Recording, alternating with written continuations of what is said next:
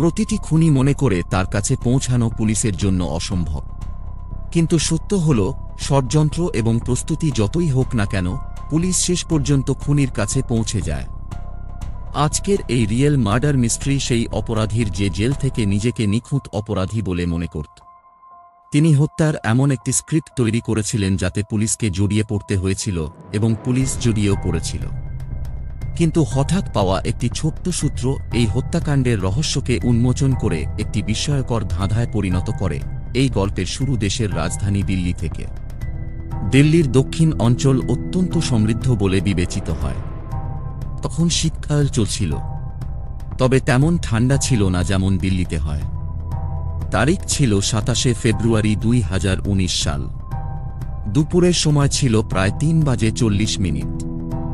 দিল্লি পুলিশের কন্ট্রোল রুমে একটি কল আসে।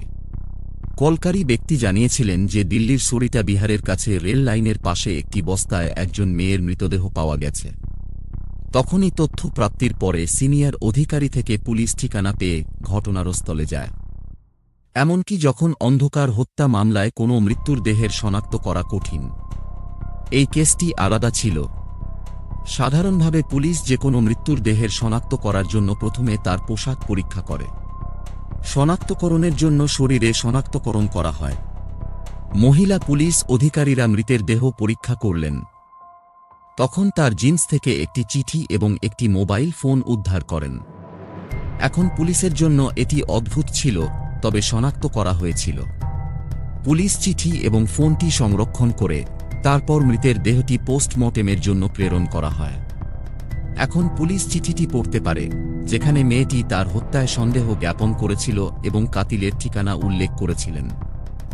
চিঠিতে লেখা ছিল, আমি সিমরন, আম্বেদকর নগরের বাসিন্দা। আরুষ এবং আমি দুজনেই একে অপরকে ভালোবাসি। আমি জানতাম না যে আরুষ আগে থেকেই বিবাহিত। আরুষের মা বাবা চাইছিলেন না আমি তার সাথে দেখা করি। আরুষের পরিবারের কারণে আমার জীবন নষ্ট হয়ে গেছে। আরুষ এবং তার দুই বন্ধু আমাকে দীর্ঘদিন ধরে হুমকি দিচ্ছিল। এই চিঠিতে এই লোকদের ঠিকানা এবং নম্বর দেওয়া ছিল। এই চিঠিটি খুব সাবধানে জিন্সের ভেতরে লুকিয়ে রাখা হয়েছিল যাতে মনে হয় এটি ইচ্ছাকৃতভাবে রাখা হয়নি। এখন পুলিশের একটি দল সিমরন দ্বারা দেওয়া আম্বেদকর নগরের ঠিকানায় যোগাযোগ করে। তারপর জানা যায় যে সিমরন ২৫শে ফেব্রুয়ারি ২০১৯ সাল থেকেই নিখোঁজ। অনেক খোঁজার পরও তাকে পাওয়া যায়নি, তাই থানায় রিপোর্ট দাখিল করা হয়েছিল। এখন সিমরনের পরিচয় নিশ্চিত করার পর দ্বিতীয় বৃহত্তম বিষয় ছিল যে এই চিঠিটি কি কারো ফাঁসানোর জন্য ইচ্ছাকৃতভাবে রাখা হয়েছে। কারণ যার হত্যা করা হয়েছিল তার পকেট থেকে এই চিঠিটি পাওয়া পুলিশকে এখনও বিস্মিত করছে।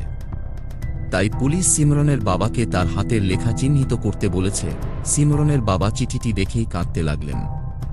তিনি বলেছিলেন, হ্যাঁ, এই হাতের লেখা আমার মেয়েরই। এখন পুলিশের কাছে এই মামলাটি তদন্ত করা সহজ হয়ে গেল, তাই পুলিশ দ্রুত চিঠিতে লেখা আরুষ নামের ছেলের বাড়িতে পৌঁছায়। আরুষ কোথাও বাইরে গিয়েছিল। এরপর পুলিশ সেই জায়গায় পৌঁছে তাকে হেফাজতে নেয়। এই সময়ের মধ্যে সিমরনের ময়নাতদন্তের রিপোর্টও চলে আসে। রিপোর্ট দেখে পুলিশ আবার হতভম্ব হয়ে যায়, কারণ পুলিশের সন্দেহ সত্যি হয়ে যায়। সিমরনকে আরুষ এবং অন্যান্য দুই ব্যক্তিকে হেফাজতে নিয়ে জিজ্ঞাসাবাদ শুরু করে। কিন্তু পুলিশ তখন অবাক হয় যখন আরুষ বলে যে এই মেয়েকে ভালোবাসা এবং তারপর তার হত্যা করাটা বড় ব্যাপার। আমি এই মেয়েকে চিনিও না। একইভাবে অন্যান্য দুজন যাদের নাম চিঠিতে লেখা ছিল তারাও একই কথা বারবার বলছিল। পুলিশ মনে করে যে এই লোকেরা ইচ্ছাকৃতভাবে গল্প তৈরি করছে, তাই পুলিশ তাদের পুরো ব্যাকগ্রাউন্ড এবং কল ডিটেল বের করে। তখন জানা যায় যে শেষ কল সিমরনের ফোন থেকে আরুষের কাছে এসেছিল। এর উপর পুলিশ জিজ্ঞাসাবাদ করে। তখন সে বলে যে হ্যাঁ, একটি কল এসেছিল, কিন্তু পুরো কথা হতে পারেনি। তারপর ফোন কেটে গিয়েছিল। কিন্তু এই মেয়েটা প্রতারণা করে এবং কোথায় থাকে আমি কিছুই জানি না।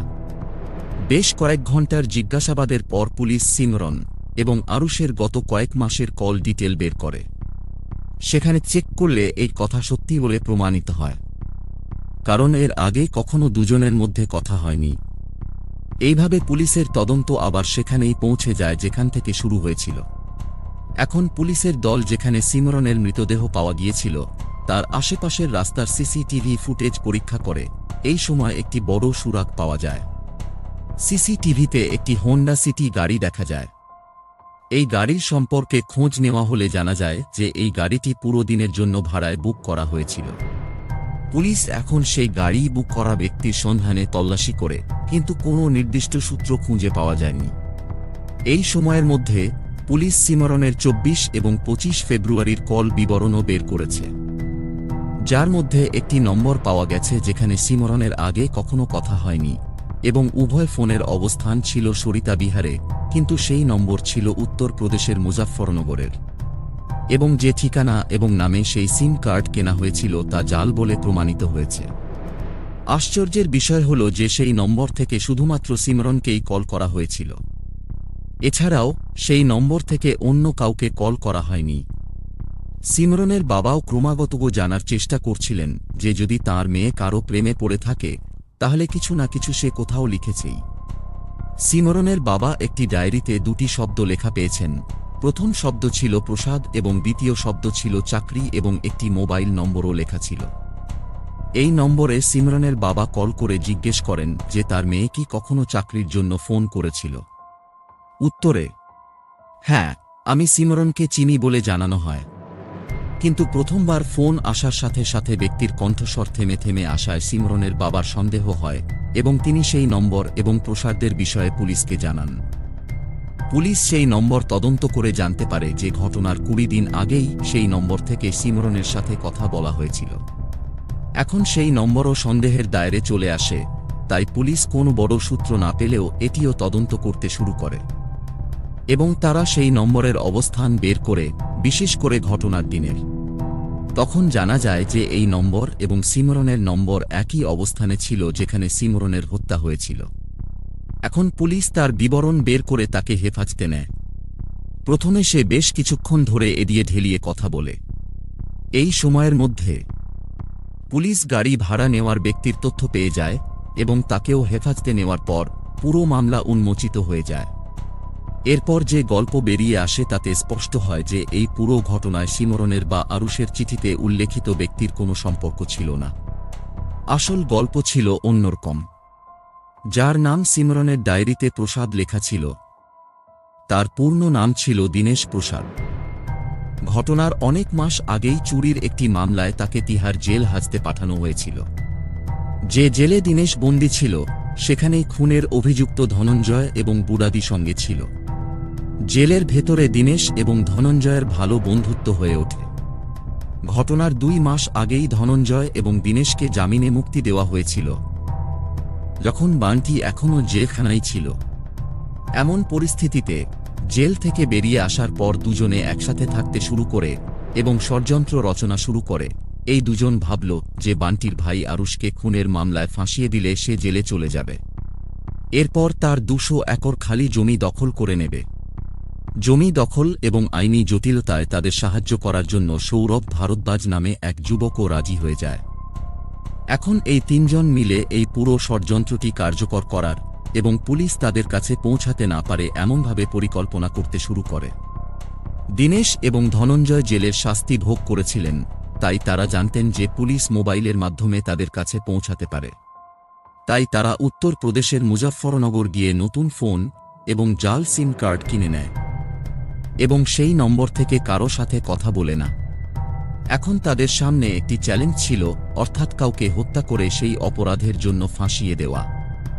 নিজেকে একটি ছেলের হত্যা করে ফাঁসি পাওয়া কঠিন হতে পারে বলে প্রকাশ করা হয়েছে।